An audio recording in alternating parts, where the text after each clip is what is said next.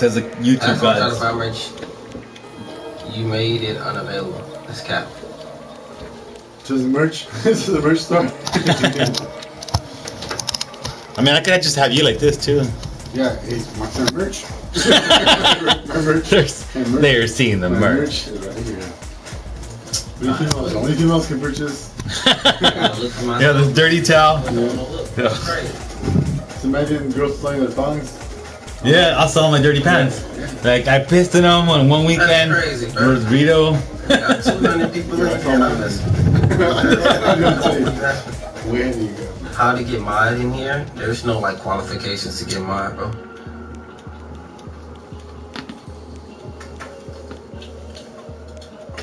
I think Roman Reigns gonna beat Brock.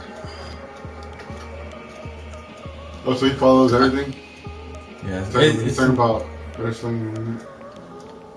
See how like see how it's popping right here? It's the same thing, but yeah. Okay. You got big beefs though. You got smash people, girl. No, I don't want to. I don't want to get into it. Cause it's like a whole other game you have to get into. You know what I mean? We'll just spam, girl. Or we'll pretend. You have to get into it. We'll pretend that we're the best. Oh, this one here? Nice. Play our game. Yeah, but just like you said, background. Credit Karma helps members get approved for You have a credit control? cards 66% more often with Karma Confidence technology. But if you purchase on with wheelbarrow cash, you probably don't need a card.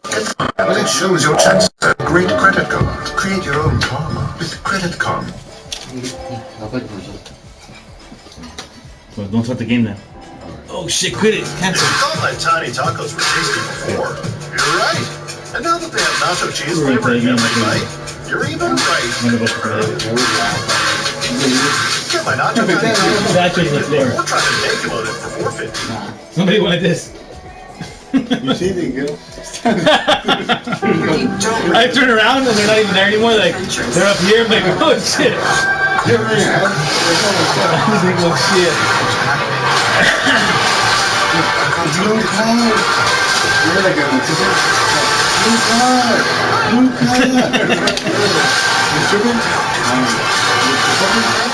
On which one? Oh.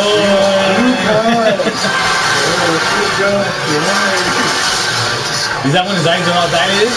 Yeah.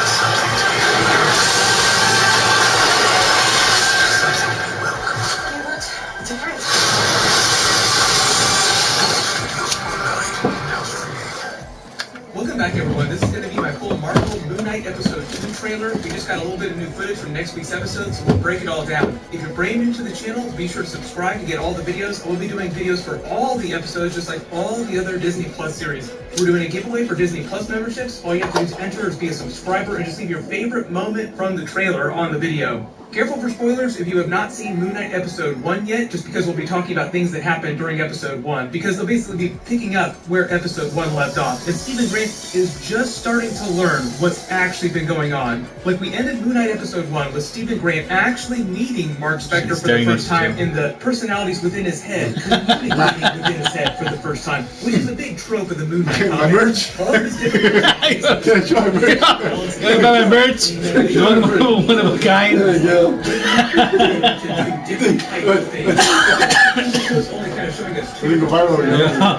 $1 for 2 hours. You gotta return. You gotta return the merch. That's the only catch. The merch returnable. You can take pictures with the merch. You can roll around with the merch. The whole idea is that he died at the statue of Khonshu, like he dragged himself to the statue of Khonshu before the dead. Made the bargain with Khonshu, who raised him from the dead as his avatar. So the big thing in episode 2, I think, is getting a piece of his backstory. We might not get every single part of his backstory and how he became Moon Knight, but we'll get a lot of his backstory. That's the whole idea with Marvel telling the story Rashomon style, where you woke up for the first time, but you see Stephen Grant before you learn about Mark Spector. Big twist, all this time you've been spending with this character, Oscar Isaac, doing this really weird British accent, is it's a totally fake identity that he slipped into at some point after he became Moon Knight. thinking that it was real for some reason. Based on some of the trailer footage that we've seen so far, I'm assuming that it has something to do with the trauma of dying and then coming back to life. And something that Ethan Hawke's Arthur Harrow character joked about with him during episode 1 might be a clue to that. He said that he assumed that the Stephen Grant persona was going to be an alias. Like, oh, you're doing that weird accent using this name in this job here because it's just an alias. But then once he talks to him, he's surprised to find out that the Stephen Grant persona thinks that he's a completely real person. So I think the idea is that Stephen Grant will start learning more about Mark Spector, his backstory, and learn that he was actually just an alternate persona created by him before he became Moon Knight and used during his mercenary missions. Like Mark Spector would go to different countries pretend to be Stephen Grant just to hide his true identity. But then when he died, there was so much he's like Batman. And he just kind of slipped in. He's like Batman. He's a rich. Oh, sorry. So Fight Club, like, you know, Fight Club, he has different life. We've seen a little bit of footage of him also going to Mark you're right. Spector's locker. But he's a rich guy. He's a rich guy like Batman. So, and he put himself in like a sleep type of thing, like Memento. You know Memento, how he tells himself like how to find out the secrets because and he tries to. He's doing that to this guy where between different personalities and it would feel kind of like a time jump. Like something terrible would happen to him. Would attack him. It would cause a transformation between different personalities. He'd slip into Mark Spector, but then he'd wake up again after he'd done something really WTF as Mark Spector as Stephen Grant, not really understanding what Mark Spector had done. So when Mark Spector took over his body at the end of episode 1, we saw the full Moon Knight costume reveal. We saw it form around his body for the first time. That was the first time we saw Stephen Grant actively try to give over his body, give over control to Mark Spector. Previously, it had been an unconscious thing. I think that'll also continue to develop through the series. Like, Stephen Grant will learn to have this tentative balance with Mark Spector, even though Mark Spector is the original personality. They'll figure out a better, easier way to give each other control of their body during different times. The big question right now is why would Mark Spector need Stephen Grant? And my assumption right now is that something with the resurrection, something with the trauma of him coming back to life, made it so that his mind only has access to really critical information when the Stephen Grant personality is in command. Like, Stephen Grant is learning all these new things about the Ennead, the pantheon of Egyptian gods that Khonshu belongs to, all of his sisters and brothers. Remember, I said that Bos, the Panther goddess, who Black Panther gets all of his powers from, she's also Khonshu's sister. She's supposed to show up during Thor Love and Thunder, during Gore the God Butcher's mission to go around killing all the gods. So we will eventually meet Bos, the Panther goddess. Their father Atum is the Egyptian god of the sun. He was featured at the end of episode 1 when Stephen Grant was walking through that Egypt exhibit. He was in the background here. That's his idol. Khonshu's relationship with the other gods isn't super antagonistic, but he doesn't exactly like all of them. Like, they're not buddy-buddy. Khonshu is meant to be the Egyptian god of the moon traditionally, but he's also the Egyptian god of vengeance. So part of the idea, too, in the future episodes is we'll learn more about the truth of the history of the Egyptian gods. Remember, they are legit gods, and they're just one pantheon of gods. Like, they're not the only gods that exist in the MCU. We'll meet a bunch of lesser gods during Thor Love and Thunder, like legit gods, and people that call themselves gods. Some of them are just cosmic beings. Some of them are legit gods, though. Not all legit gods of the MCU are as powerful as cosmic beings. Like, you can have vastly different power levels. The only difference between legit gods and cosmic beings is that legit gods get most of their power from the faith of their followers, in addition to some cosmic powers. Really powerful cosmic beings like the Celestials, who are more powerful than almost everybody, not everybody, but almost everybody in the MCU, get most of their power from a really scientific source, so it doesn't matter if people believe in the Celestials. They would still exist if nobody knew that they existed. It's also why you don't see Khonshu going to try and fight the Celestials or anything like that. That's scary, they haven't charged my card. About them because he's really selfish, and the Celestials aren't trying to kill him because he lives in an alternate dimension. He doesn't live inside the main MCU, but also, too, he's not nearly as powerful as the Celestials. We learned during episode 1 that Ethan Hawke's character, Arthur Harrow, is the avatar of Amit, who technically isn't really part of their pantheon. She's just a lesser god who's part of their pantheon, who did what they wanted to do, like the original boogeyman who served a purpose. But it sounds like a long time ago, like in ancient history, she went rogue and tried to physically enter the main MCU dimension and gain way more power in the process, and judge everyone instantly on the spot, going full Minority Report. $30-some, so hopefully I want them to charge now. For instance, doesn't really care about humanity. He's a very selfish god, like I said. even he would balk at something scary like that. when they don't charge you. Half of the people that would They kill can charge half of whatever our they want, followers. yeah. We would get way more weak as a result. That's bad for us. But also, too, that's just a really shady thing to do. Of all the shady things you could do. Ready whenever you're ready. Slight week in Khonshu versus Mark that. Spector. So when Mark Spector Not finish that becomes one. the part of Put it Khonshu, down. Khonshu gains a special connection with him, and he gains Khonshu's a badass name, though, Joe. When I heard the name Khonshu, I was like, oh, that's a badass name. Fighting Khonshu for control of his body when Khonshu Yeah, like if you're a Street Fighter or a Mortal Kombat fighter, Khonshu would be a badass name. Khonshu.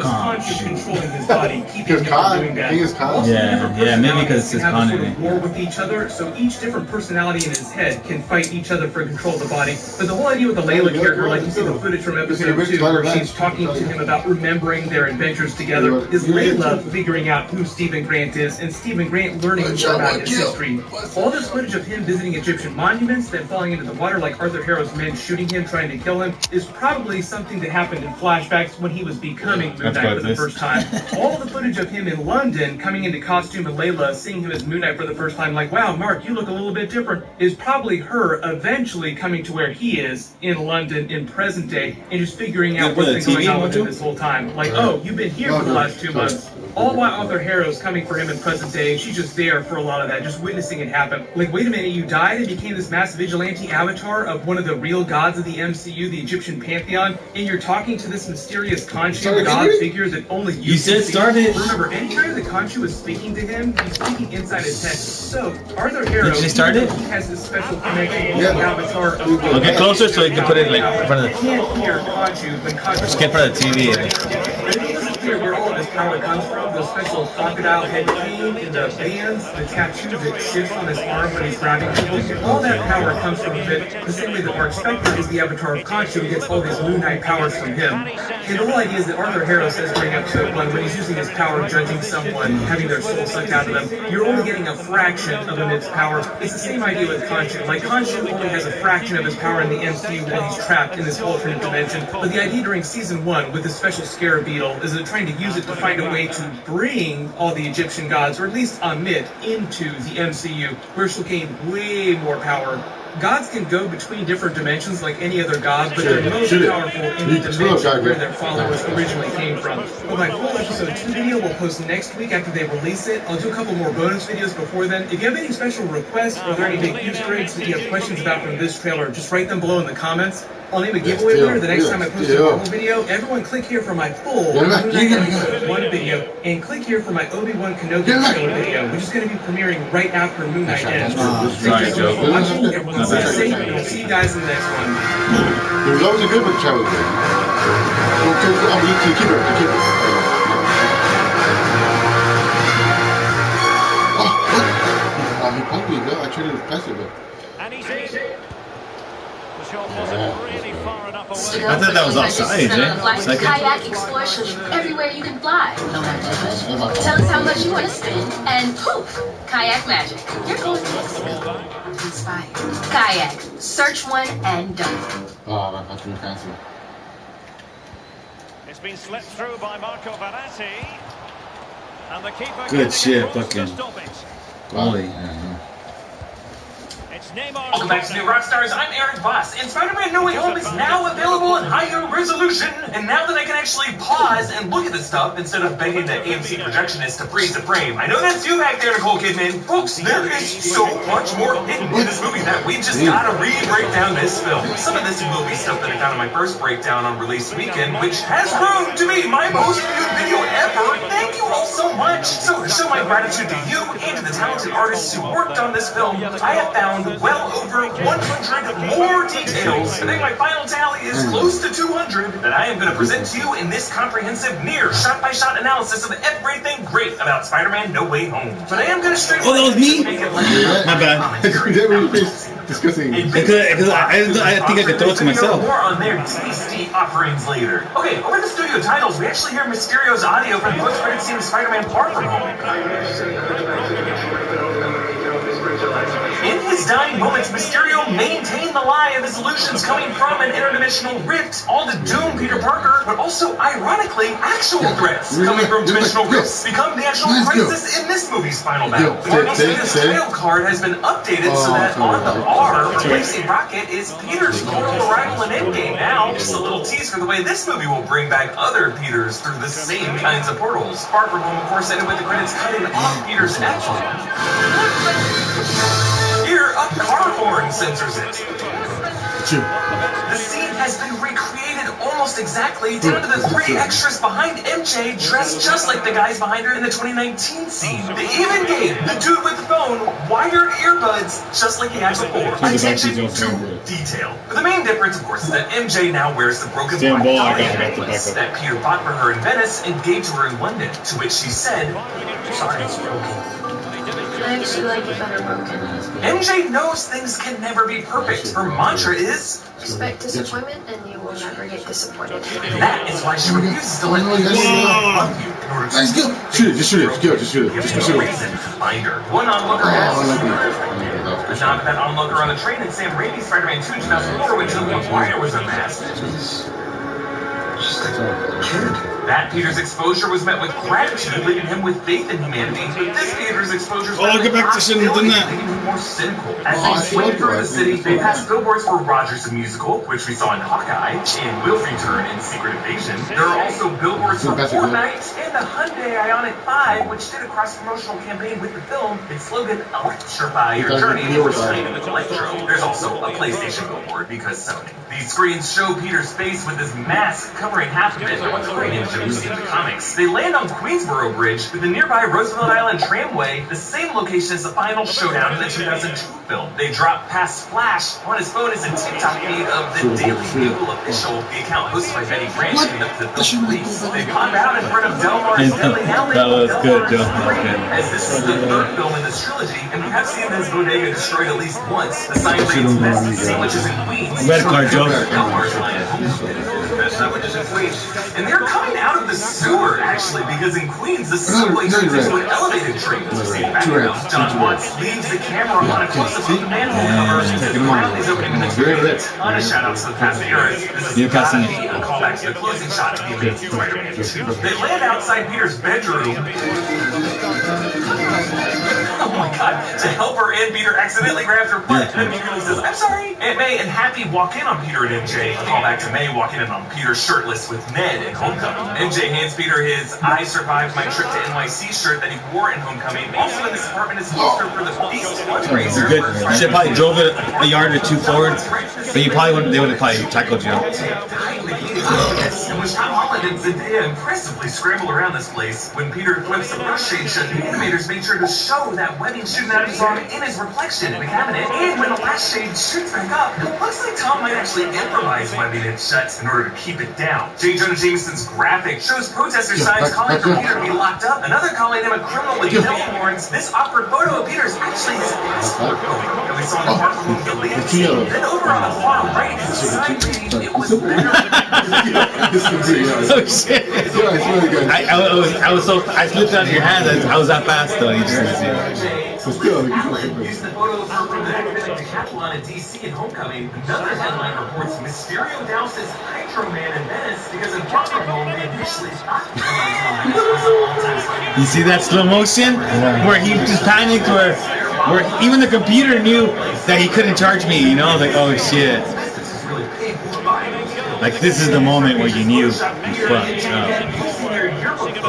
For the first time, we see MJ's last name, Watson, making Michelle Jones Watson a variant of Mary Jane Watson. This year, Time Magazine calls Peter Iron Man Jr. Almost echoing the same sentiments of Team Mysterio from Far From Home, as if this could be the headline that they scripted for the media. Peter gets coated in green paint. Section with Tom Holland's brother, Harry Holland. You'll notice the graffiti behind Peter reads Ramos, or Humberto Ramos, longtime Spider-Man. How's it back and then go forward again. International news is a ticker reporting Interpol issues arrest warrant for Czech Republic's Night Monkey, showing how European police are still unsure if Spider-Man and Night Monkey from home are the same person. And then, political turmoil continues in New Asgard, suggesting that the king of Valkyrie's rule over that colony is struggling. We tried losing once, we didn't like it, so we didn't do no more. Then you get off the face. We lost once or twice, but we don't like it, so we stopped doing it. Two for the pinky, We tried to go. one for the stinky. Give us credit, we tried losing, but you know, didn't see it.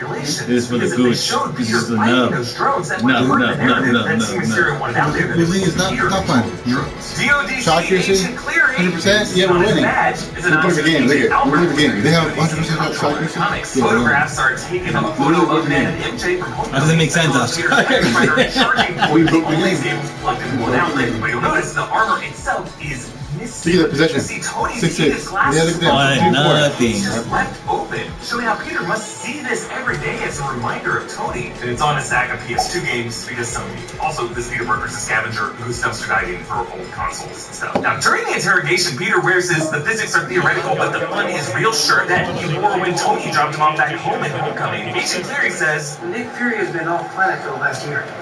What? Yes, Nick Fury in Far From Home was actually the Skrull Talos, a storyline that we're probably going to revisit in Secret Invasion. Now I'm wondering if Cleary, and the fact that he knows this, could also be a Skrull. Cleary's able to get Ned to confess by tricking him into correcting his misstatement. Wait, Eddie told you that Peter was Spider-Man? Whoa. Shoot, Joe! Why are we showing the weakest? Don't pass to me. Compared to MJ's observation room, you see the reflection, Ned's room has way more agents watching, because they all know this is the suspect. Oh, he doesn't get dominated. So why didn't we score, Joe? Iron Man 3 prologue in 1999 when he dressed like Travolta in Pulp Fiction. And then Matt Murdock enters, to which we will all applaud for the standing O that he deserves. Offsides? That, I guess, I don't know, though. Keep her up. Good work from Liverpool to make sure possession changed hands. That's great. Thank you. Well, Liverpool I love how the dialogue here is a total meta commentary on the insanity of this moment. Peter says, what is happening? Because indeed, Charlie Cox, Matt Murdock in the MCU does raise a lot of questions about the canonicity of all the Netflix Marvel series. And Charlie's first words are, that's great, thank you. Drive it, you drive it. This is simply I'm offside. I'm sure Charlie is pretty grateful for it. Now, John Favreau, you remember, played Bonnie Nelson in the 2003 Ben Affleck. That was a good shot. Charlie Cox said he and Favreau tried to Shoot it again. We'll give him up. Go. Give him up. Golazo. I'll do that. I don't remember what happened. I'm a little foggy about it. Behind Peter is another newspaper that we saw in Jameson's wall. Landfill destruction, showing Peter's damage at the Staten Island Ferry, the Washington Monument, Homecoming, and Tower Bridge. Matt Murdock proves he does have his there to Pass it. I love how Peter's hand was already ready there to catch that break because he has spider sense. On that break, the person misspelled the word "glee" as if refusing to write the word "lie" in front of Miss Fury. Oh, I thought I had you over the top. Yeah, notice how May punches in the right code on her first try, probably because Happy's passcode was something like... You get ball, I got back. Security that we learned in Far From Home. What's your password? So what is your password? Password, the word spelled as password. Got him. Like an open book. We see several of Happy's security badges, calling back him telling everyone to wear their badges in Iron Man 3, but he actually might have swiped a bunch on his way out, knowing that his clearance was... Oh! That's what I'm saying. He literally tripped Joe. He fucking... We got him. Tripped him. Of course, that's the dummy robot from the Iron Man film, so he's some big Right to the middle. Power right to the middle. Yes? No, put that down. That's worth more than you or me. Now he clearly just... We got it. Sorry, Joe. Here you go. Shout out down to Abby, which is called... Oh my God! How did I miss that? Oh, he panicked. He's launching the shit at the bottom. Anyway, on the bridge is a drawing Morgan made of her in Happy. There's actually another one later in the laundry area. Oh, but now that Sergeant Shoes will shut down, she'll be stealing her crayons rapidly. In the background, we hear the news. Sorry, I got back there.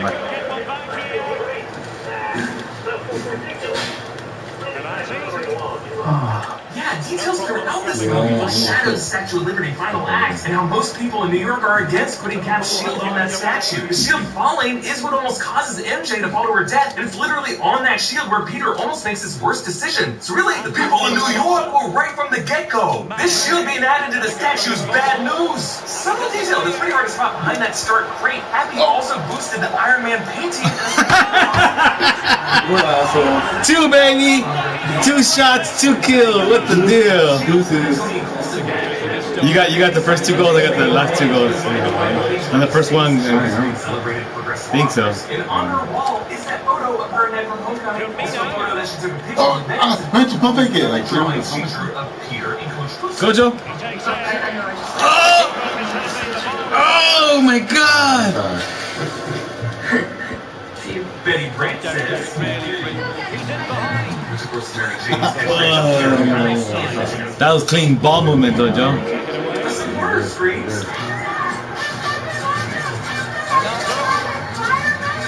This is Darnell Apley, actor and Zendaya's longtime assistant. Sorry, Joe. I was trying to get too fancy and it didn't help. Ah, yes, Zach Cherry's guy returned for a local cameo after we saw him in Homecoming.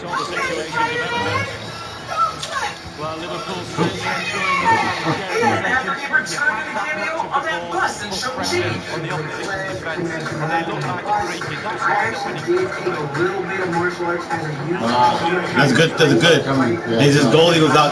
That would have been closer if it would have been. Flashpoint is title and not the DC Comics major crossover. He's like Inside we see the mural of scientists. I got ball. Howard Stern and previous folks and all the other famous real-world scientists, to include Abraham Erskine, as well as Hank Pym, and then if you look closely, standing on George Washington Carver's head, a shrunken Ant-Man with a nearby Pym particle vial. Mr. Harrington's display shows a photo of Peter and MJ in Venice that he clearly photoshopped himself into, but also on that yearbook page under chest club is a photo of that good girl, Sue Lorman, mentioned in Far From Home, though it looks like she's given a different name here. Flash's photo is a professional portrait. To you, Joe. Outside. Oh!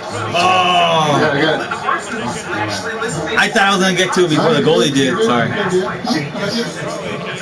Michael Straczynski wrote Peter Unmasked issue of the Civil War comics, also wrote the famous One More Day storyline that is based on. T. DeFalco, or Tom DeFalco, K. Busiek, or Kurt Busiek, and P. David, or Peter David. All of them amazing Spider-Man comics writers. As Peter walks down that hall, on that screen in the upper right is a black and white film. Now, I asked people on Twitter if they could identify this. Matthew on Twitter pointed out that this is the same cafeteria from the movie Sunday. It's Gold Kid. Oh, it's on Gold Kid. That's even better. The movie did shoot in the same Atlanta high school as John Watts shot these Spider-Man movies. So this is actually a side short film that John Watts shot on location here in this school. Because before he directed the Spider-Man movie, he worked with a short film group called Waverly Plans. All those shorts you can still find on YouTube. Now on the roof, graffiti shows Ditko for Spider-Man co-creator Steve Ditko. You can actually see that same Steve Ditko tag on the... I bet he tapped it, I bet he tapped it, yo. But he tapped it. Like, I don't know why my power is so much. Yeah, it was like overpowered shot. Now while Peter does not really have the elusive powers, this line does foreshadow how in this movie, the memory spell wipes the memory and gaslights MJ. So when that ends up happening, as Peter leans over to kiss MJ, he got lucky. Sorry, my bad. That was bad pass by me. I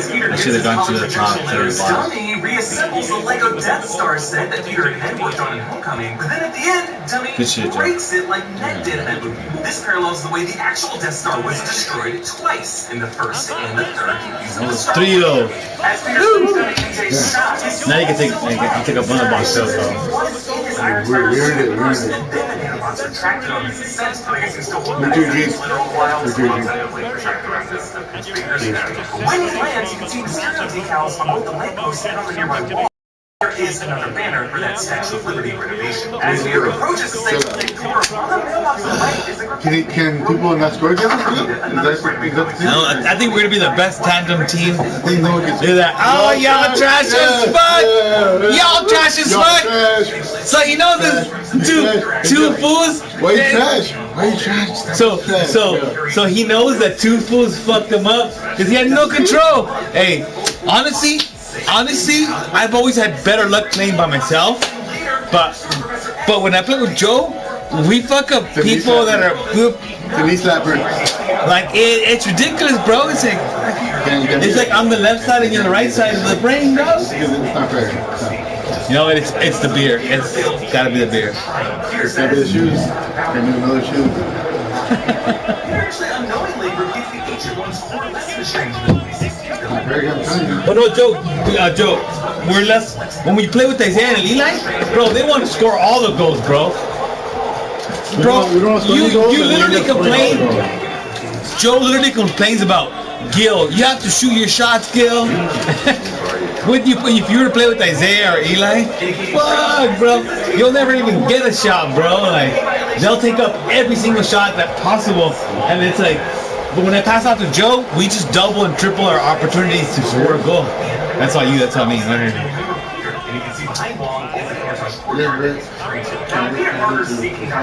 what I mean, Joe? Like, I never. Wait, and I missed the shots. Look at that. Look at the post. Make a post like twice. Like, we all want to be the best player in the game, right? I hit the post twice. Yeah, I know. Should have been 5. We all want to be the best player in the game, but I don't want to be. Like, they don't understand that they can be better if they make their. What is it, Ned? Now, Strange then pulls out a chunk of magic to observe Ned closely, something he doesn't do with the others. Maybe an indicator that Ned has sorcerer abilities, and Strange can now see it. Now, when the Sanctum shakes, knocks over an artifact in the lobby, this is the same delicate, stupid thing that Thor knocks over in Ragnarok. Then Peter shouts, "Basically everyone knows I was Spider-Man before! She's still not!" And the moment Peter gives us our rule by which multiverse men cross over, right before Strange sees the purple silhouette of the Lizard, the villain that Strange fights and has to catch off screen later, over Peter's shoulder is one of those other villains, a hulking figure. Like, and I understand that, like, bullguarding is my &1 enemy. Like, being greedy makes you cheaper, no matter how talented you are. Yeah, you could be a non-greedy player and fucking beat him. Like, I get just as much just as much joy out of passing it to you and you getting a goal and you pass it to me. If you pass it to me and I score, I was like, oh fuck yeah, that's bad. I understand that wasn't me. I understand that was Joe. Like, you know what I mean? Like, so when I set it up, I know that you know that Gil set this shit up. Like, it's setting up a play is hard. You know what I mean? Like, getting, especially the stupid Peter. We're not even playing the Peter. We're playing humans. You want to see the Monto? Yeah, also super cool. Another cool detail, I like how the VFX artist adjusted his shadow on the side of the car just to match his silhouette changing. Peter passes the car with the license plate SEYSID. And as we were clued in by the anagram book we saw in Peter's bedroom earlier, if you rearrange these, you get the word Spideys, plural, a clue for the multiple Spideys in this movie. The MIT woman's car has the tag 63A5M3, a nod to the Amazing Spider-Man #3 in 1963, the comic debut of Doc Ock, who makes his MCU debut in this scene. Footage that the girl in the car watches on her tablet is actually a delayed live feed from the Daily Bugle helicopter. You can see Peter waving at the camera on the tablet just as he did a minute ago. Peter also passes a taxi numbered 1228, a nod to Stan Lee's birthday of December 28, 1922. After Peter's rambling speech, the MIT woman responds, "You were accepted, you Peter." Yeah, it is this failure that later leads Peter to script out and reverse what he wants to say to MJ in the final scene. Doc Ock is revealed.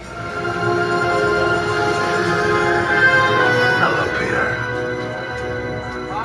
Now, the music sampled here is Danny Elfman's Doc Ock theme from 2004. You can see how his claws glow red. This is how that film indicated when the claws were in control. And he asks, What have you done with my machine? I don't know what you're talking about. I don't know. What machine? The power of the sun in the palm of my hand.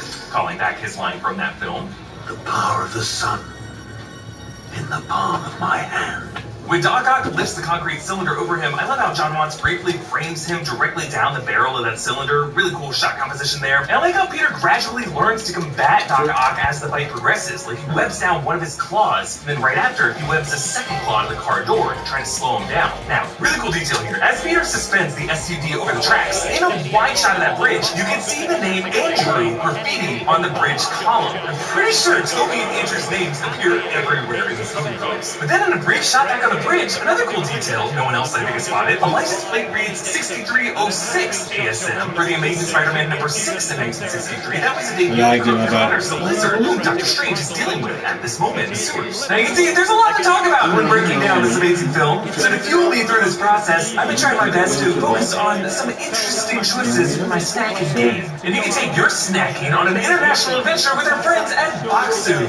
Boxu is a monthly subscription service that delivers premium Japanese snacks and tea pairings straight from Japan to your door. Boxu partners with family-owned snack makers to make their original treats. Every monthly box is themed. This month's theme is Sakura season. Sakura is Japanese for cherry blossom, and the cherry blossom is an important cultural symbol in Japan, and their blooming is a huge event. So every year, people celebrate by gathering. Oh, what the fuck? What the fuck? It's wonderful. That was fucking illegal, dog. That was illegal.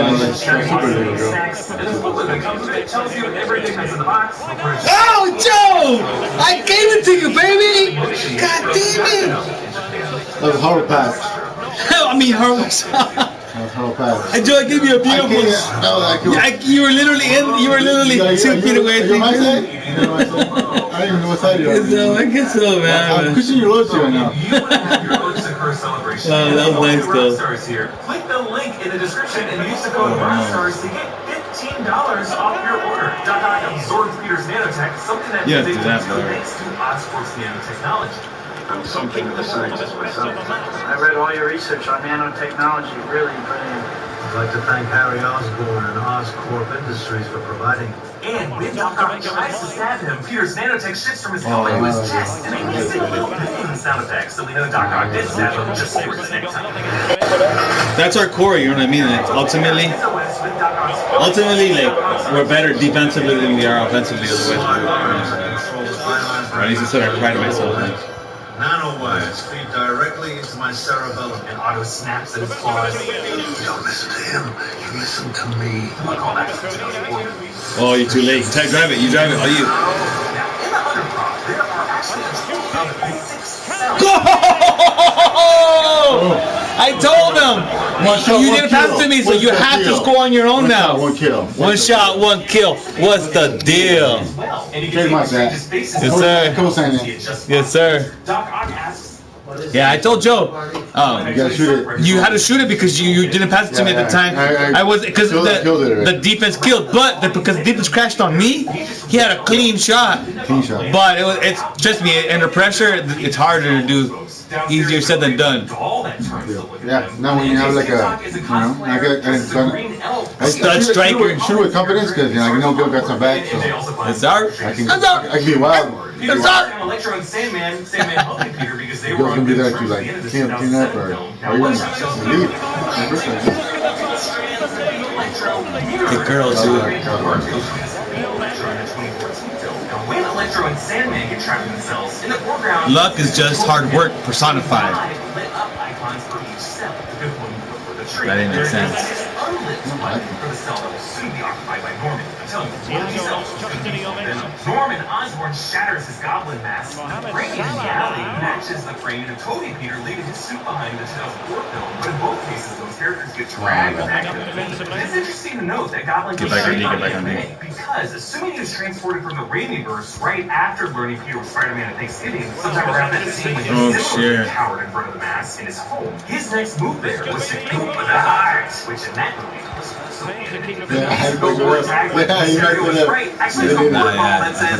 I messed up. Oh shit! No, I didn't think I know what's going on. Oh, that's my bad. I thought he actually scored.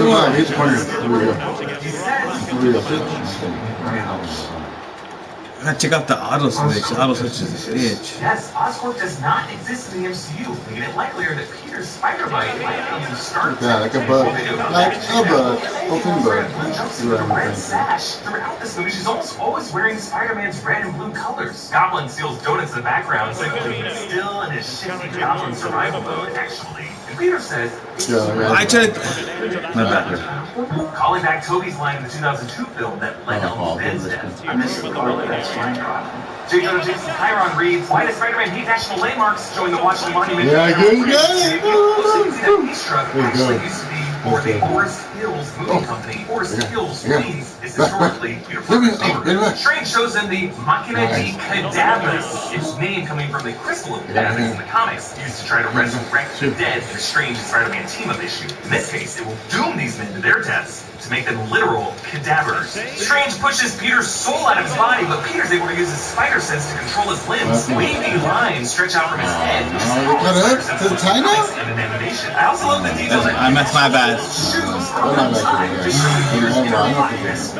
Strange throws a cloak of levitation around Peter, giving us the It's my bad. I could have played better on that. Not that I could have played better. It's He's a liar. Yo, here. Defense piece for Father H. since Peter got arrested. So maybe we could revisit Morbius. Yeah, here, I tried to get it across the not good bad. The computer. Never actually kissed in Homecoming. It was in the trailer, but not in the final cut of the movie. So really, this whole article is a It's real. In the mirror dimension, Peter tumbles down the High Line in Manhattan. They pass the billboard showing a T-Rex. Drive it. Oh, what the fuck? I fucked you up, huh?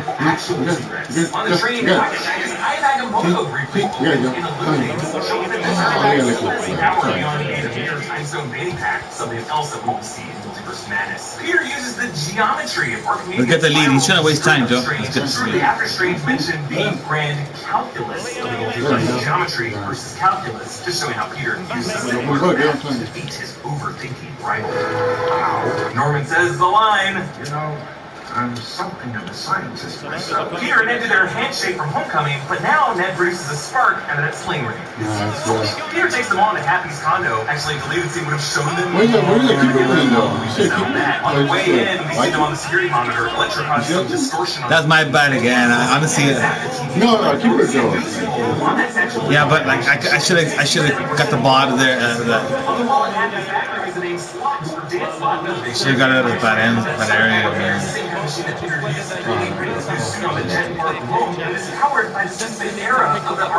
was being greedy, trying to be. Tony started later to replace this with new versions, showing why these old ones would be stored. May and Doc Ock briefly connect in the kitchen, but not to the narrative that was for the comic. Yup, that happened. Sandman's holding up a framed photo of Morgan Stark, reminding him of his daughter Penny, who would be around the same age. Yeah, I just stay with the guy. Doc Ock, the club lights go red and white as they didn't know auto regain control. That was scary. Profiles for each of the patients. Connors, and Dylan, and Osborn, but only Max is curious. Later when May tries to plug Norman with the antidote, but I thought I'd give it to you. with Norman. You're about to do it. You have like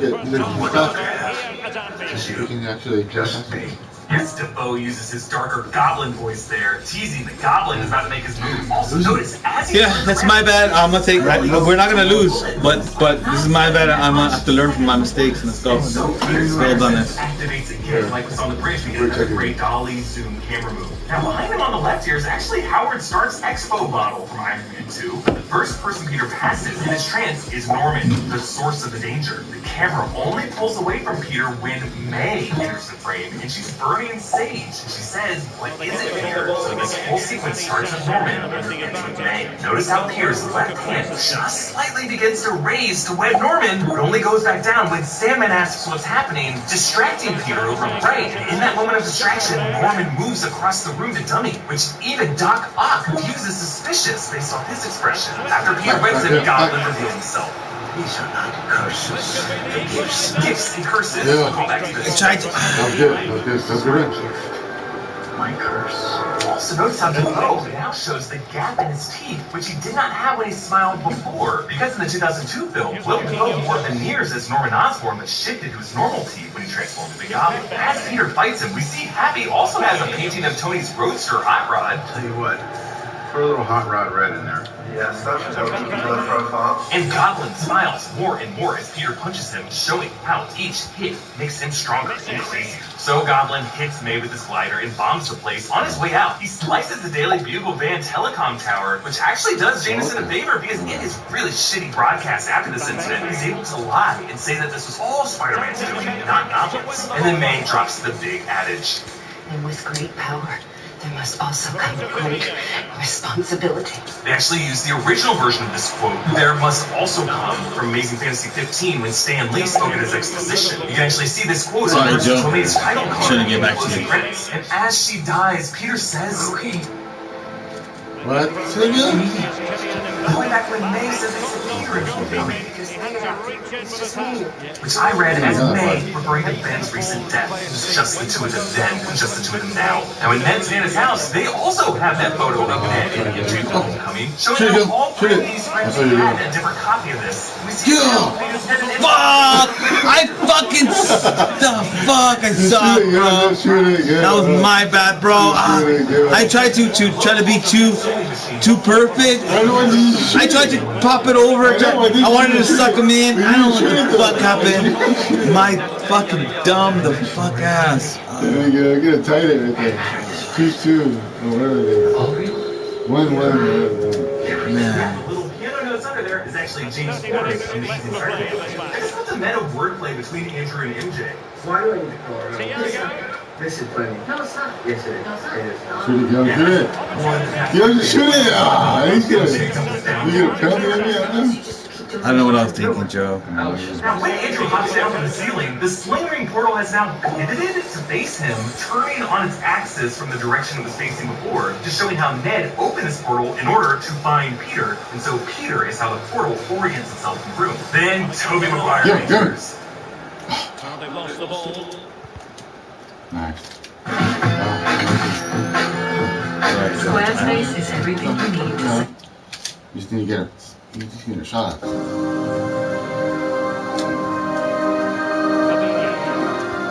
Great, it's just some random guy. Yes, the music is Danny Elfman's Spider-Man. And after teaching Peter some critical lessons... No!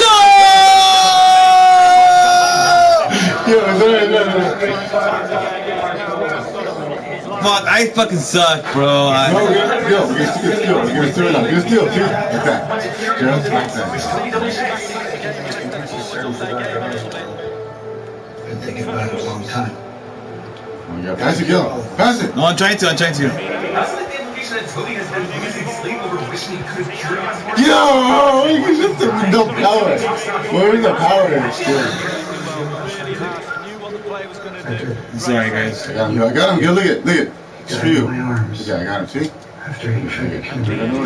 Nothing, Gil. Andrew goes from Just gotta score. Sorry, guys. Go get him. We have time. Go. No sorry. Just score. Non-ball. Yeah, they'll point at each other, which even movie script directs as beams. When Tobey webs the school, notice he still has his scars on his wrist from the rainy films. And again, Andrew's reaction is the best. You can't do that, huh? No? How on earth does that even... Anyway, we're getting sidetracked. Look, this is where we're gonna do Yeah, this. it takes him a solid beat for Andrew to finally take his eyes off that scar. Andrew cracks Tobey's back less deadly than when he did it when... They reference fighting Venom in Spider-Man 3, and Thanos and Rhino in The Amazing Spider-Man 2, and Toby says... It's just a self-talk. Maybe we should... Listen, You're amazing. Just to take it in for a minute. Yeah. You are amazing. Then Electro appears, and the bullets form the shape of Electro's classic mask. It happened off quick. But I assisted in the bad. Ned is unable to close his portal, and that might be because the other two times he opened the portal, the purpose he was seeking to find Peter was met, so those portals closed on their own. But now, Ned's real purpose deep down is to help this battle. He can't take his mind off the battle and allow that portal to close. At first, the three Peters fail to work together. Andrew's webbing and then tries to web the machinery but webs Tobey in the face. Yeah, Tobey says gross, despite Andrew's webbing being artificial, unlike his webbing that comes out of his body. Should have passed it, but I was horny to fucking shut up. Calling back how Bruce compared the Avengers to the Beatles in Infinity War. Broke up. Like a band? Like the Beatles? And then when they leave, each Peter's jump is unique to his respective era. Toby does a double front flip, Tom does a frog pose, and Andrew does a clean nosedive. And then as they swing around, Toby does an under the legs flip, as he would do in his movies. And then Tom turns around to web his two brothers to sling them along with him. And when he does this, he uses the side roll move that Cap did when he was fighting Peter in Civil War, fighting but actually helping him. And then at the end of the sequence, they land in the order of their eras. Toby first, Andrew second. No, let's score. Let's at least score. Score 2 at least. But it takes a while for the lizard to break out of it, compared to the 2012 movie when Lizard was able to tear out of the webbing seconds later. Like he's showing how Andrew spent these years strengthening his webbing after, you know.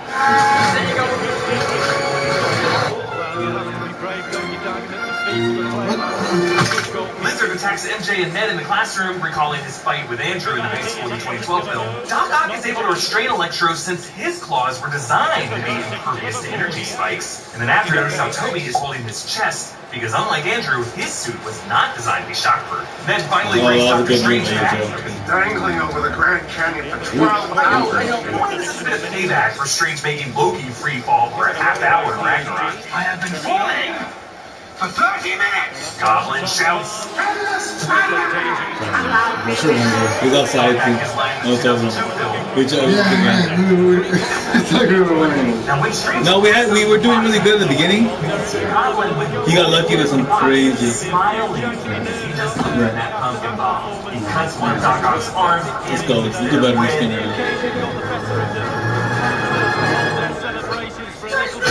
The explosion caused MJ to fall. We could watch this movie right now. Framing her just like Winston dropped. Except here, turn on the side. Andrew retakes the plunge. Except this time, he focuses on the leap instead of on his webbing. He catches her in his arms. I do.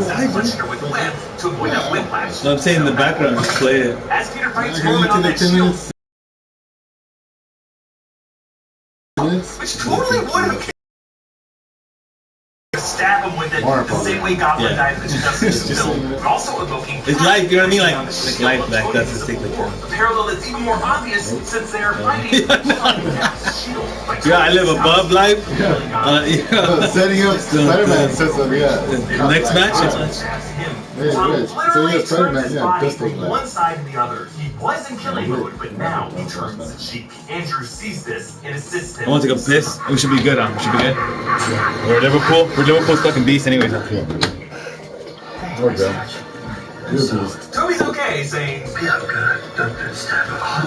referring to when Harry Osborn stabbed him in the Raimi films. Purple cracks in the sky open up. I've broken this down before, but the visible silhouettes include Madam Web getting her own movie, the Superior Spider-Man armor with multiple arms, Kraven the Hunter getting his own movie, Scorpion, the original comics form, Black Cat, and then later Rhino, and then I figure everyone keeps calling Mysterio based off of the head, but I don't think so. This guy walks with more of a timid step and has a slender build. I think this is actually Miles Morales. Peter tells Strange to go through with the spell, and they say goodbye to each other. Thank you, sir.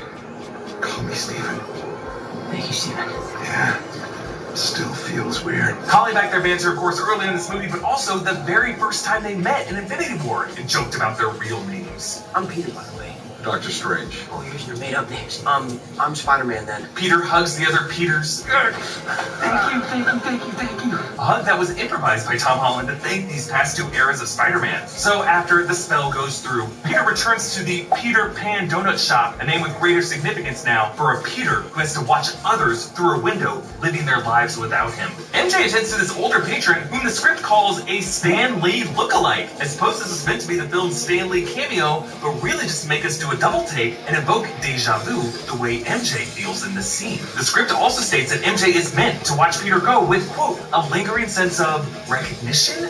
This, plus the fact that she is still wearing that broken Black Dahlia necklace, tells us that some part of her still remembers Peter. MA's gravestone has the birth and death dates covered by flowers. To be a nod to Tony Stark always questioning how young she really is back in Civil War. And the quote reads, when you help someone, you help everyone, which is actually what is written on her grave in the Spider-Man PS4 game. In the epilogue, Peter moves into a new apartment. Don't be late. Yes, his squalor apartment evokes Peter's crappy flat in the Raimi films, and while the landlord's voice is not Mr. Ditkovich, the fact that he reminds Peter of Durant is definitely dude, our team, the Portugal team is better than this, bro. Peter's academic records must have been quite overworked, since if you think about it, much of his Midtown High identity was really wrapped up in his Spider-Man identity at this point. They did do another video breaking down how exactly reality was worked and who remembers what. I highly recommend you check it out. On Peter's table is the We Are Happy to Serve You cup that MJ gave Peter. By the way, way, that coffee cup is just a generic New York area coffee cup that appears in productions of literally everything shot in that city. It's not a reference to Hawkeye or to Daredevil. This cup is in everything. It's like saying a red Solo cup is an Easter egg. But what is a cool detail is the Lego Palpatine figurine, which was the first line we heard spoken by Ned in this trilogy in Homecoming. And Peter has a new suit that he has stitched together, DIY, finally, without having Avengers to build his tech for him. And design-wise, it's made of a brighter fabric, clearly inspired by the designs of the other two Spider-Men. Actually, the closing credits show his sketches of a new logo as he swings through Rockefeller Center, failing to make a cameo from Hawkeye. We get this awesome closing frame, also jump scare, because he's right on our faces, giving us an extreme close-up of his new mask. That comes from within you, man.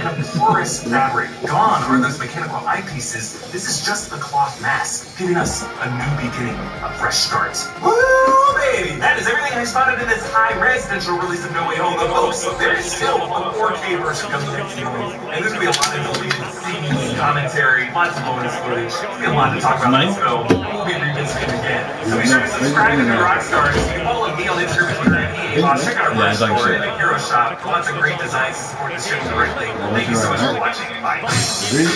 Yes, sir. Think they would finish the job off here today. The title must be there. Confidence is what will do it, I think. They must think they're invincible. In 90 minutes time, it could be all there. Yeah, it shouldn't do this so fast. Alisson gets the nod in goal. Trent Alexander-Arnold starts with Andrew Robertson in the wide defensive areas. Sadio Mane starts with Mohamed Salah out wide. And in this tactical setup, they have just the one player in attack. Oi!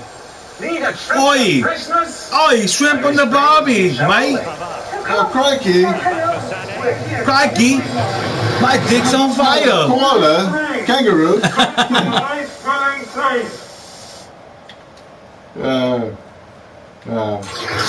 Cook it down, Dundee. Dundee in the mud, eh? Dundee. Hey everyone, how are you doing? You think that's a knife? This is a knife. Hours of binging. You guys have been wrestling for a long time now. I just want to say thank you so much for being part of the journey. Covering these comics and making comics come to life. Go push. No, don't back to me. On the channel, it's kind of like where the channel started. And what the fuck? I tried to go off slow. I tried to go off slow, and it booted the shit out of the ball. And get back to the roots of the channel, man. It's gonna be great. That being said, big shout out to Lucasfilm, Charles Soule. Shout out to your fat nalgas. Favorite Vader series, they nailed it, and of course Marvel and Disney. So shout out thanks to guys the way it jiggles. for being part of this. I hope you enjoy the next 2 hours. I've done it in You gotta love it. And as well as when we're starting every new chapter, which you may or may not notice. I've also put a cover for about 5 or 6 seconds of each issue, just so you know what's going on and you know what issue it is we're covering. Until we get to the next one. So, without further ado, enjoy this. Hit a thumbs up. 1 year worth of work. I'm very, very excited to put this on. Hey, help you, baby. I'm helping you, baby. I'm helping you. I got you. I was offside. What? Oh, what offside? Put the real pass on. We got it. Offside. I gotta be late. Yeah, it's too close. It's too close to comfort. Real pass. Keep doing pass like that. We'll be nice. We'll be good. Palpatine tells her that she's going to the dark side and can't bring her back. However, in her death, she gave him a gift. As Palpatine drapes over the scene, become to Vader's left hand, as he shapes his fingers into a pincer, like he always does when he's about to use I got middle. However, it has no effect on his master, as he is far too strong in force. Now you must choose. Stuck on middle. Accept that gift. Will you use it, or will you die? As Vader bows lower before his master, submitting to him and accepting his fate, Palpatine fires towards lightning at him. See that? I just get in front of the ball. Just flex in front of the ball. Now he does this for 2 reasons. The first being to show him. No, I'm trying to give it to. We're good. Make sure that he won't try and fight. Yes, and 2 is because he wants Vader to fight back. He wants to see what he's really made of after this whole transformation. Also, the fact that Sidious does this literally as Vader gets off the table. I got bottom. Events is absolutely ridiculous. We now get a glimpse of just how evil and torturous he was towards Darth Maul. As Sidious asks his apprentice to use the power of his lightsaber to defend himself, Vader says,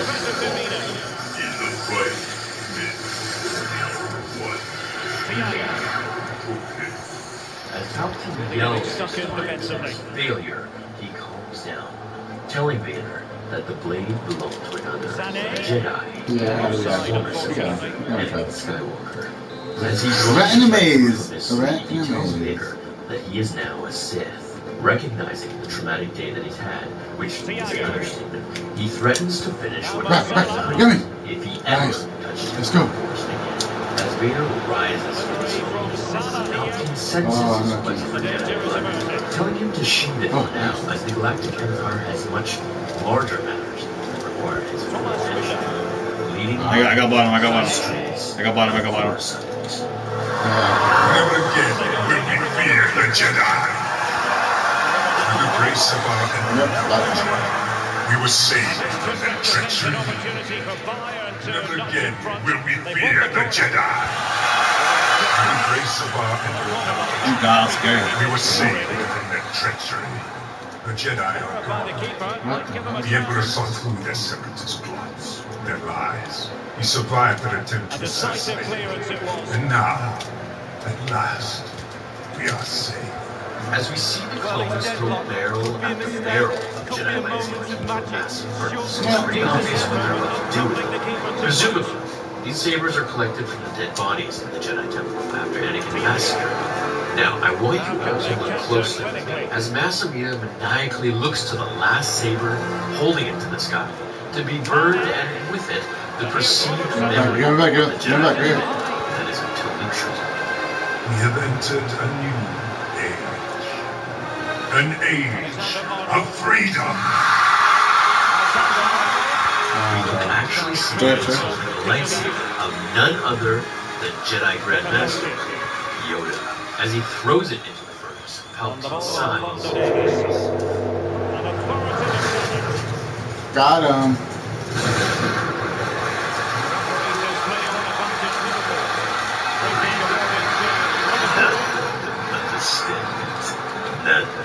But you, and I do know why our blades are red. No, Master, the Jedi teachings on this subject were incomplete. The fools hid the knowledge they found That shot really good. Good time. Nice shot. Dark truths. And they pay the price. The red saber is no different than any other, except it has been made to bleed. The crystal from ages. They're good. He's good, dude. He's like a Chris. He doesn't let he doesn't just switch players. Lets computer play a lot for him. You know what I mean? And a lot of exactly, little bitch. A lot of people play your own fucking game. Don't let the computer fucking control your fools. Hey, me and Joe, we have to split. We fucking. Do it. He's scared. He's scared, dog. He's scared. We're still gonna win. It's alright. We're still gonna win.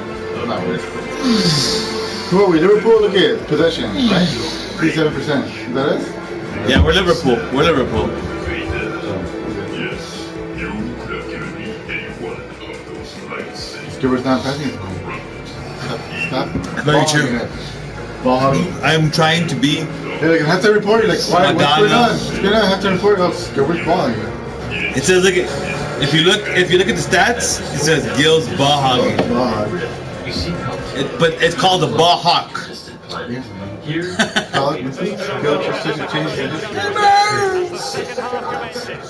your armor, long yeah, he's got scared. Look at it. That's me backwards. He's not even going the right way. Going the wrong way, buddy. Right? Yeah. Am I wrong?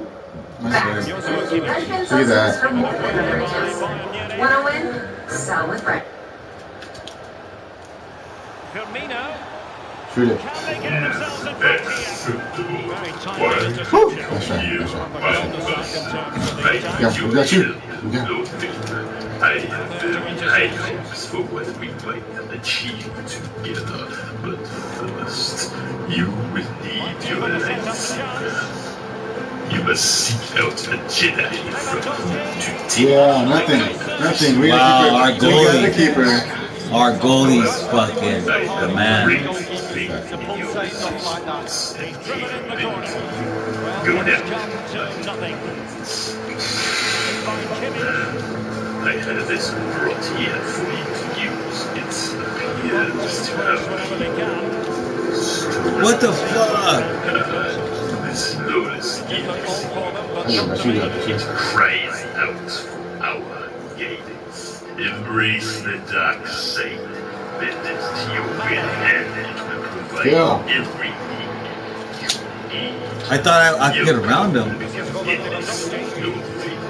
And then we shall as one. We agreed with the clones that retreated back to the Emperor to do his various tasks for them. One of such tasks were to collect all artifacts, holocrons, and lightsabers from the Jedi outposts throughout the galaxy. As the comic begins in the mid-rim Jedi outpost, I'm back. Trying to turn. Shoot it, go. Give it one. Go. Oh, Joe, I'll get back to you, Joe. Because I want to give you a good shot. You're blaming it on me.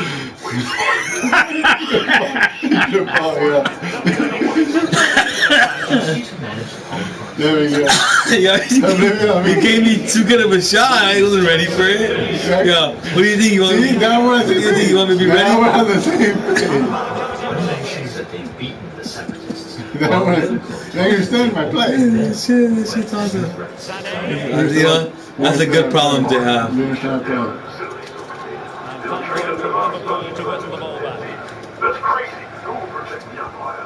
As the clone continues, I'm not trying to. Intercepting it intelligently. As Vader enters the airspace, he is contacted by the clones, telling him not to enter closer or else they'll be forced to engage in war. Now, we should remember that at this point, the clones have absolutely no clue who Vader is. The galaxy thinks... That's beautiful. I'm not trying to. I couldn't get to the ball fast enough, you know what I mean? I can translate them on your Lord Vader. As Vader the clones engage in heavy fire upon him, not knowing who or what is coming. It's beautiful. We set up our defense. I can transmit our authorization code and end this situation immediately. No active weapons system. Looks like we go out there with one voice.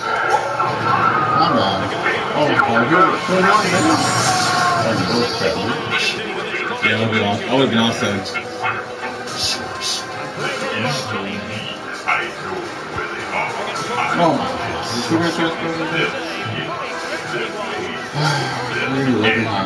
As the clones from the base look on in horror, they start to realize that maybe all the Jedi and just maybe this one is back for vengeance. Run it.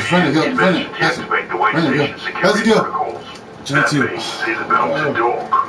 If we can protect him and prove our worth, maybe word gets back to the Emperor. Maybe he keeps us around. Maybe we get to put all those ready notes stand right next to the Emperor himself. How did I foul? I thought I fouled him. I was like, I didn't fucking foul this dumbass. Yeah, we're good. You cut up? Take him down. As the room is filled with illuminated mastercard, Vader uses the force to move the attacks away from him. Maybe a few times in the leg and shoulder as he slams through the wall. No, he could do that. Hold it. As Vader tests his new body with powers, he crumples the trooper with a heavy blow. Kill. I didn't see a foul. Force to his grasp. Okay, that's definitely a Jedi. Forward 66. I thought we killed him. Even in our day, That's not saying what is that? Vader lunges at him with force and presses his attack, swiftly slicing through the clones with his body. Fall back. Recruit more Jedi. Under 10 minutes to go. As Vader walks over to him, he asks, Got me. Yeah, took too long, Joe. I did, bro. Fuck. Sorry, Joe. Wait, I was waiting.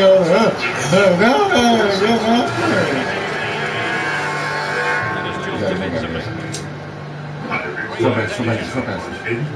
We'll break him.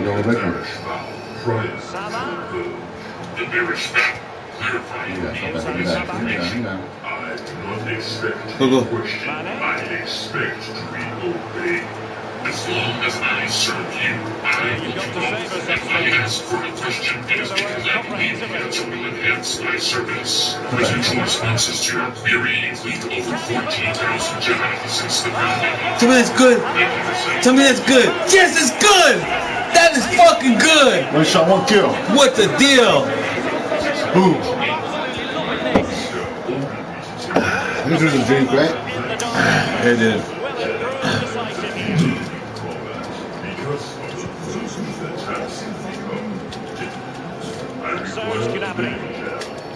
Choupo-Moting has it. Bayern late in the game, battling against the clock and the scoreline. Not too fussy in clearing his lines. Needs an accurate cross. Well, offside by the merest of margins. Just hold the ball. We win. Hold the ball, yes. The exercise. Yeah, get back to you like me. Exercise, yes. Which means they may not have gone Exercise. I understand. Lord Vader, resuming search for Lord Vader. Explosive device detected. It's been come back. The explosive device did not explode. My bad. Huh? I didn't mean to put it back close. That's because there's two people there, and it like threw them in. Yeah, that's our team right there. Everyone's... I can't believe it. Liverpool. Go link it out. What? Crikey. Move my ball sack between my butt cheeks. Crikey, top of the morning to you. Kangaroo. Top of the morning to you, Governor. Bugger. I'm bugging out. Buggers. You. Bang, bang, bang, bang, bang, bang, bang, bang. Monty Python. Something. Monty Python. No, solid win. John Luke. Bang, bang, bang, bang. Ticker. Vaping made my anxiety worse. Oh shit, Joe. I don't want to be here. I don't want to be in WWE. I don't want to be here, man. Hey, go back to 1-1. I'm okay, man. We start from the bottom again. They're trying to put too much cheese on that fucking bread. They put it. Well, you know what I mean? Way too much mustard on that bread. We just wanted to be the best we can be. Way too much. The cup is just on the way, I guess. So. We don't ask for greatness. Greatness finds us. You never ask for it.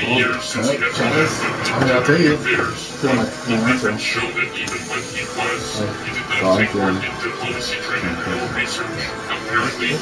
Yeah, election, perfect. The water's still in water. Hurry up though, because fucking means we're starting.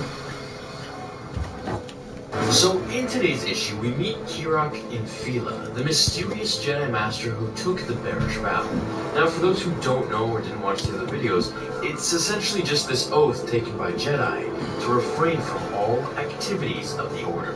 In this Master's case, he felt the pain from Order 66, however, refrained from responding to it. As we see him fight his Jedi training droid on Alderaan Rim, we get a slight demo of Master Infila's abilities. As his droid says, fighting while assembling 4 Panoid's traps and blunts, Master Infila, it seems ill-advised, even for you.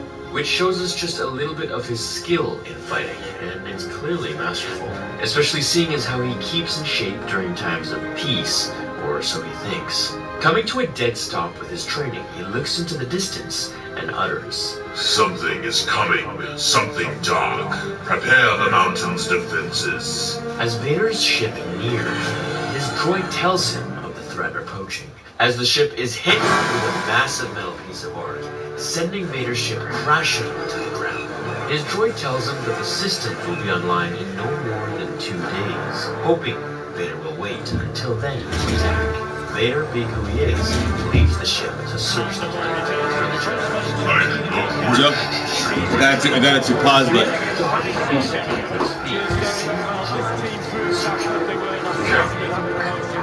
Wasting no time. That's going to be tough. Could be a shot. I think they're good enough though. They've got a lot of quality in this squad. Been wrong before, Derek. You know that. Ask Vader if it was him who caused the shift in the Force of all the Jedi. For all my transgressions, I took the Ferris vow to live alone inside the Force until my true power I declare my marriage complete. All my brothers and sisters are dead, and their burden stands before me. I know my path, killer, and its end is also yours. This mountain is called Pascal. It is a sacred place designed to test all Jedi who come here. The higher you go, the more demanding the challenges. Shoot it, just shoot it. I will wait you at the summit, east, on the highest ground. Come, seek me out. It's kind of too good to be true, but it's official. Vader gets taunted with the high ground once again. As Vader tries to walk up the mountain, he's flooded by the gates. Oh, thank God. That was close. We gotta keep her. We gotta keep her. Si you push go, let that. Oh, yeah, let me look down. Push go. Go against me through here. Now these giants, and they sink their talons into his flesh and blood until he uses the Force to break their weakness. Give us more, some more. Yeah, that's scary. As the Jedi Master orders his droid to deactivate all traps, he allows Vader to advance faster and meet him atop the highest ground. Oh, that's all. You. You didn't have to. Square. Purple and green flashing into the sky until Vader's cybernetic leg starts to give out on him and snaps, putting him to his knees and green lights him to his throat. That's hard. Once you are dead, I will seek out your master and destroy him as well. And then we restore the light of the Jedi to the galaxy. Think of that, monster! As he pushes Vader violently to his doom off the cliff, sending the Dark Lord into the shadowy boulder depths.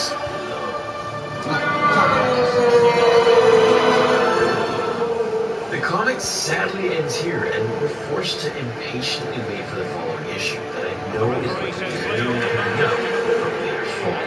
As he raises the fall, he moans in the agonizing pain that his body is in.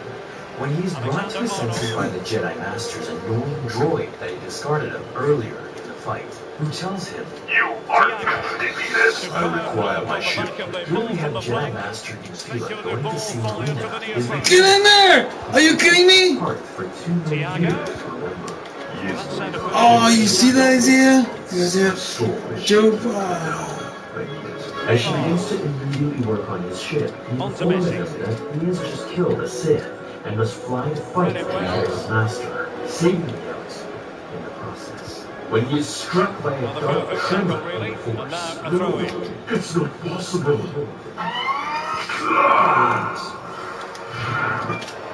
My bad, bro, my bad. When Mother asks when No! Yeah, I didn't mean to mess with you, I swear. Yeah, no, it's good. Nothing. I'm sure it's nothing. Stay here. You get him, I got back.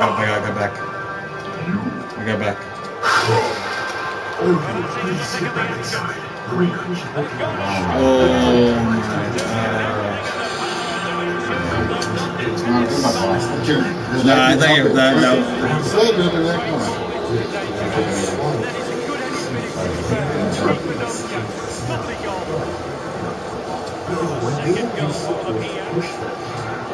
causing Master Yoda to drop his guard and counter attack by saving him.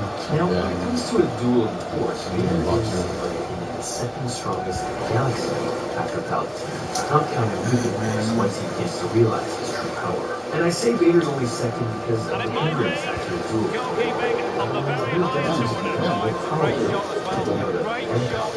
As the Master Jedi saves the man, he screams, "You are your own strength."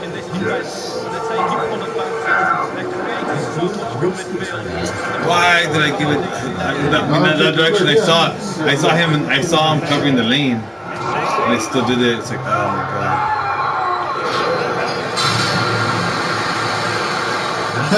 Let's have the bike ride. Let's have balance. It's still dangerous. Yeah. He's good.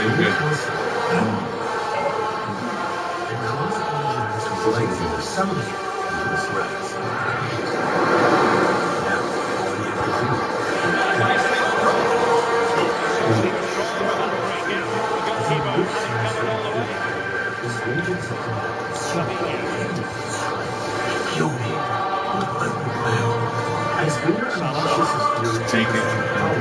Look. Good.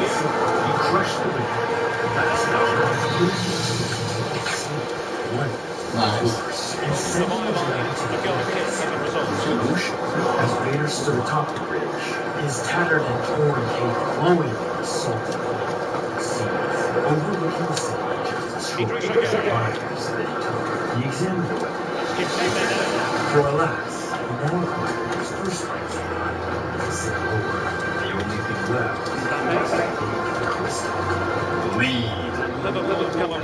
Leaves the river moon of he receives a transmission by Sidious, who tells him that upon completion of defeating the Jedi that survived Order 66, his ship will automatically use. Oh, that's okay. That's a great shot, Joe. That was great. Ready? Yeah.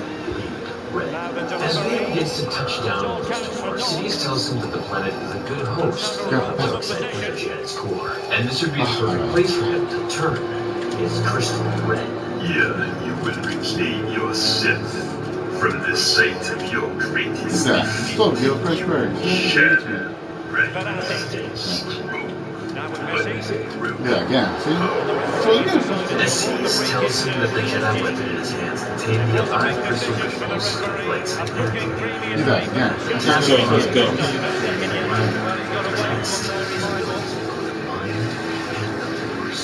When you arrive on Mustafar, right? What the fuck? But it, combine its power with your own. Use it.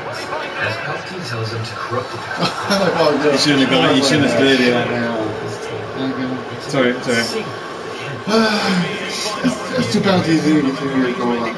As Vader falls to pulls on the dark side of the Force, he enters a dark cave, which has clearly been the home of ancient Sith Lords. I got Sure, this. we'll learn about the future of Palpatine. As we can see the ancient writing and hieroglyphics inscribed on the stone wall. Vader walks to the round table-like surface, places the Jedi weapon on it, and begins to take it apart. Oh, how did I miss that? I went like this way too, but. And therein lies the choice of his destiny. This moment would change the galaxy forever. Could Vader break through the pull of the light, or would he fall to his old Jedi ways? As Vader takes the green kyber crystal from the hill, Like 2 penalties, it's like, man. examines it closely. Let's do it. 2 penalties, like lifetime. Sorry. As it begins to glow, Half time, as he tries to put his feelings. the whole half just come back. Yeah, and that's really just really one game. Yeah, He sorry. is blasted back into the wall. Something has changed. He's here. What about that? His eyes no longer see. No, I mean we're been drinking for a while. As he gets up to put the crystal Hanging out. This is a brewing session, motherfuckers. My apprentice, were you successful in your quest? I was. When Vader ignites the green blade and puts it to his master, Fucking Darth Vader. Darth Vader's fucking badass. Yeah, they do. I have. As Palpatine ignites his lightsaber, he twirls at Vader just as he had against Master Windu and the Jedi with him in the very same room. As Vader fights his master for what he turned him into, using all aspects of the Force, light, dark, it didn't matter. You have chosen weakness, so and whatever to kill the evil monster that entombed his life to this darkness that reminded him of his doom with each loud breath. As Vader finally moves his lightsaber and slices right through Palpatine, spurting blood everywhere, he drops his master to the floor of his office and walks away as he replies, Yes, I agree. As he goes to make amends with Obi-Wan, he travels to find him, bowing to his real master and removing his helmet in sorrow. Obi-Wan, please. Anakin, as Vader awakens from his dream, he refuses to allow that fourth vision to become his reality. He's a good voice. It's not a comic character. It's a good piss? With force, polluting all the emotions he had, when the object will swing his rage. I'll be the only man here.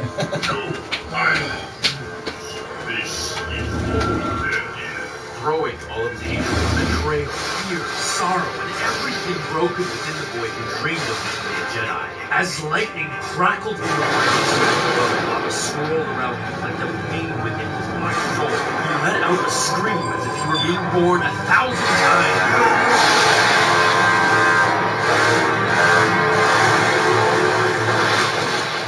Construction continues apace, Your Excellency.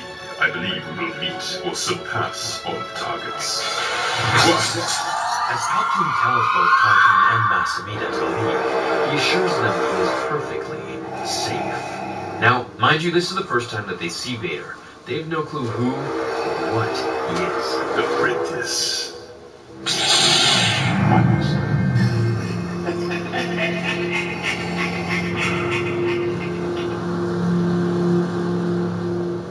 As we start the first page of today's issue, we're given a very bold picture of Sidious observing all of Vader's armor displayed on a table as his droids carefully repair it for his new apprentice. As Sidious walks over to the bacta tank where Vader heals his wounds, he tells him, Why, Lord Vader, you have ruined yourself.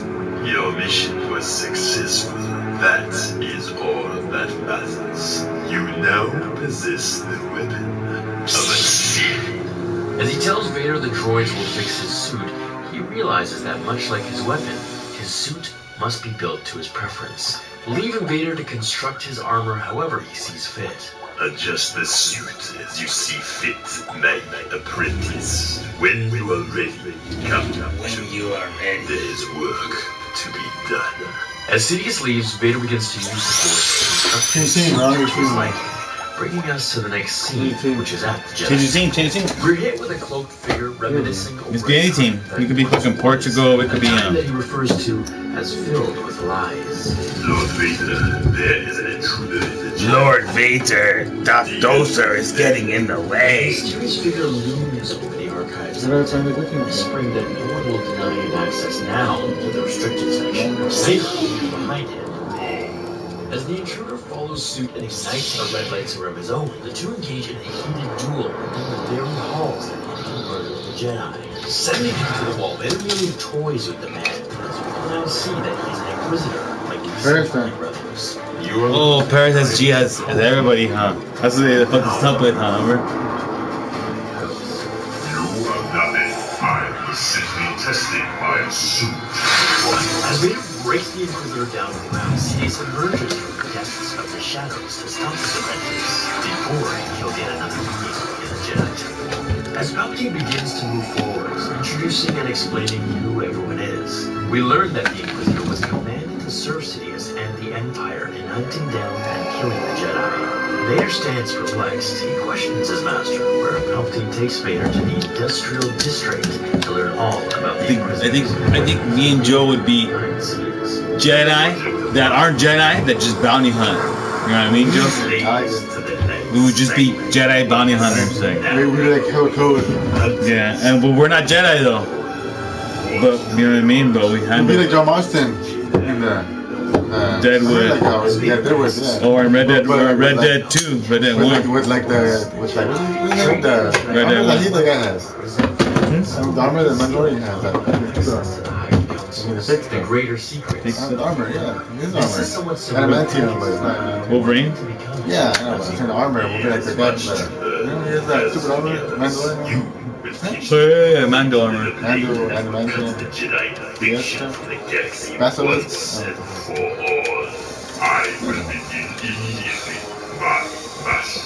As Palpatine goes on to tell Vader that most of the Jedi were wiped out during Order 66, however, some still remain. Luckiest, the deadliest, the strongest, the most duplicitous, willing to tell any lie to save their lives. You and your cause must fight together. Lord Vader, you must destroy them. Joining me in the commentary position is the former Arsenal and England fullback. Oh no, am I in? Oh, I'm not in, Joe. So that wraps up I did enjoy your the set, issue yeah. of the comic. I personally am happy we got to see the first appearance of the Inquisitors, which were fully formed so early after the Purge. Now,